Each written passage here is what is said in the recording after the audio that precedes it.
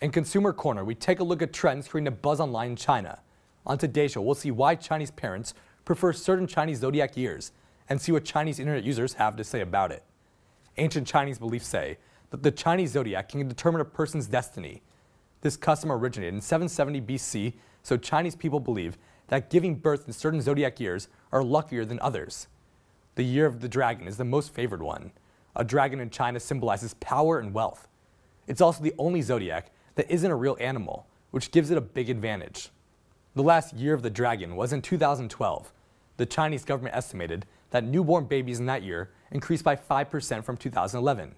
In Beijing, there are over 200,000 babies born in that year. There are much less fortunate zodiacs. After all, it's hard to compare a dragon to an animal like a goat. 2015 will be the year of the goat, and a year to avoid leaving the womb. Many people really don't like this zodiac. Chinese folktales believe that people born in that year will have a miserable life. So in order to avoid that, Chinese parents are trying to rush out a baby for this coming Chinese New Year. It will be the year of the horse.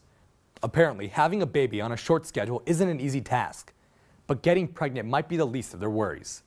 Once pregnant, they'll have to reserve a bed in an obstetrics hospital. As Xinhua reported, in Beijing's largest obstetrics hospital, people line up outside of the hospital gate before 7 a.m. Some even camp out in line at 2 or 3 a.m. A reservation doesn't seem to guarantee a bed. The hospital says that there aren't any beds available until September of this year. The limited number of appointments creates opportunity for scalpers. They wander outside of hospitals looking for those who failed to reserve a bed on time. They walk up to these people to ask them if they want to jump the queue. The scalpers will charge between 2,000 and 3,000 yuan, or $330 to $500 for each one. There are actually 260,000 medical institutions where pregnant women can give birth to their babies. This is $50,000 more than needed, if looking at childbirth rates of the past 3 years in Beijing. Unfortunately, most parents don't trust these institutions. They believe that it would be safer to give birth to their babies in large obstetrics hospitals. Apart from that, hiring a nanny to take care of infants is another tough task. This is particularly difficult during Chinese New Year holidays. As City Express newspaper reported, the average salary for these nannies has increased by 20 to 50% from before. The average salary has reached between 6,000 and 8,000 yuan, or $1,000 to $1,300 per month. The most experienced ones have exceeded $1,600. Despite the price, people still want these nannies.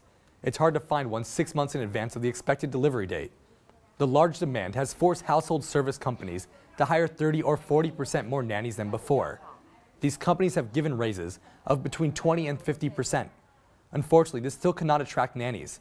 This is because many of them come from other provinces and work in Beijing. Most of them would rather go home for the Chinese New Year instead of working. To meet the huge market demand, agencies for nannies decide if they should cover food, housing, and transport.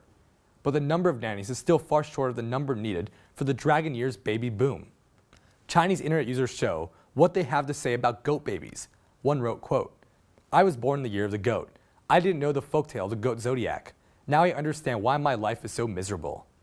However, another Weibo user doesn't believe it. One wrote, quote, "My mom was born in the year of the goat too. People usually don't like that zodiac, so they don't want to have a baby on that year. But in fact, there would be less people competing with her for school and work. My mother always says her life is so great." Another Weibo user showed his fears for the year of the horse babies. Quote, "Don't give birth in the year of the horse. Otherwise my child would suffer too much peer pressure." Finally, a Weibo user concluded, quote, "This is just one superstition of traditional Chinese culture. Only parents can find satisfaction from this vanity, but they leave nothing but pain for their children." The change to the one-child policy, along with the fear of goat babies, will likely be a reason for baby booms this year after the year of the dragon in 2012.